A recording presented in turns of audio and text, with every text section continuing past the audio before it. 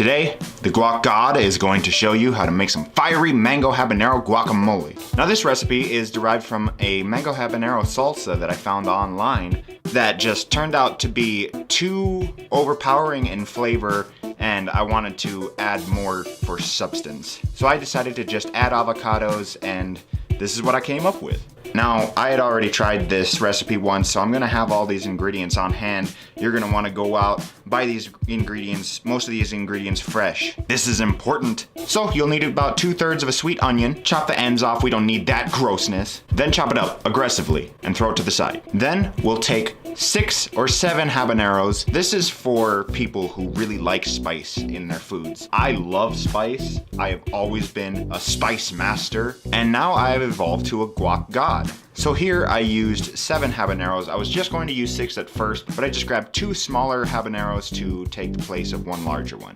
Now I'm getting a little ahead of myself, but you're gonna need a 1/4 cup of vegetable oil.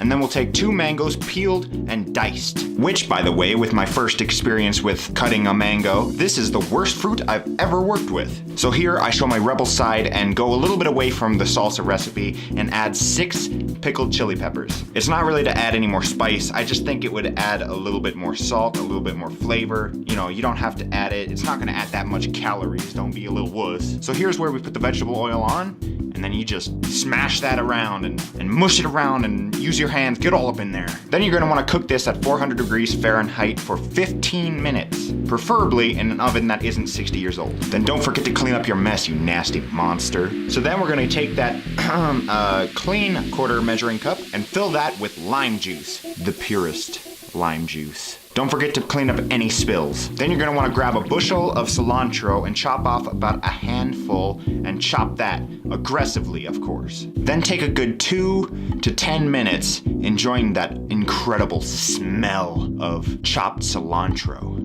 It's amazing.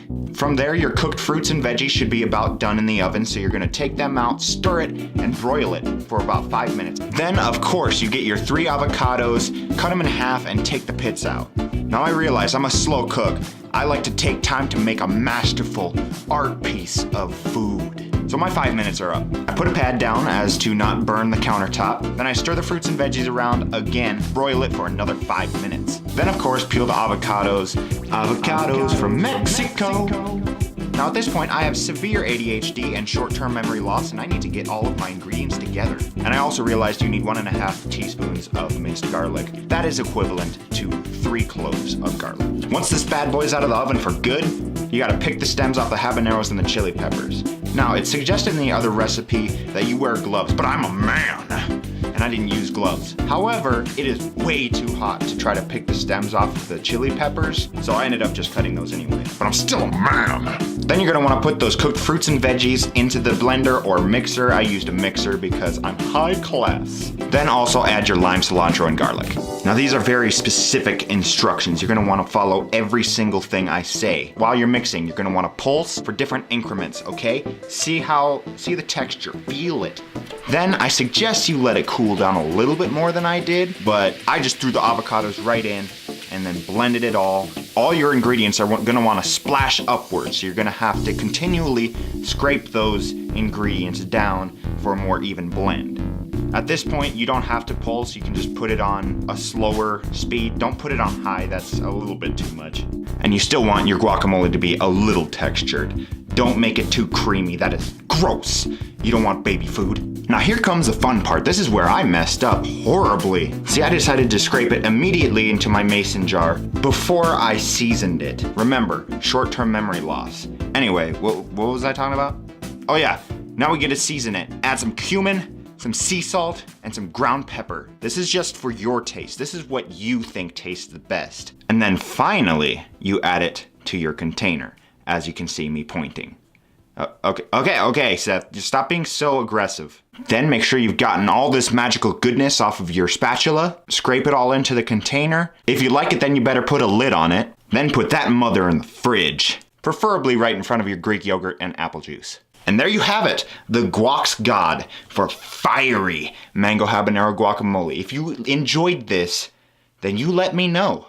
I really want to hear from you guys.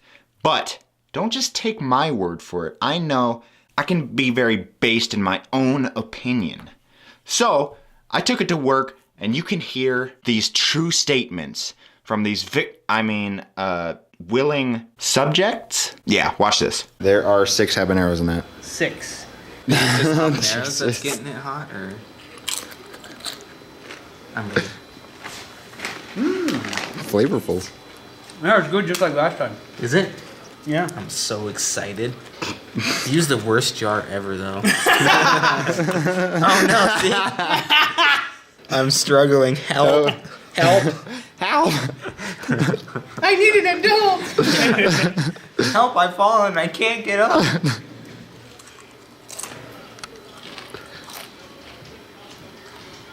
The worst jar ever. I said that's what I said. I'm officially the only one that can work a jar. Pretty good. It takes a little while to get warm. But it's Warm it up. Warm it up. Yeah. It's already getting warm, but no, it's good. Oh no! That's perfect. I'm just here to eat food. Yeah. I'm just here to eat. It's food. really good though. Have you heard of the High Elves? Ha!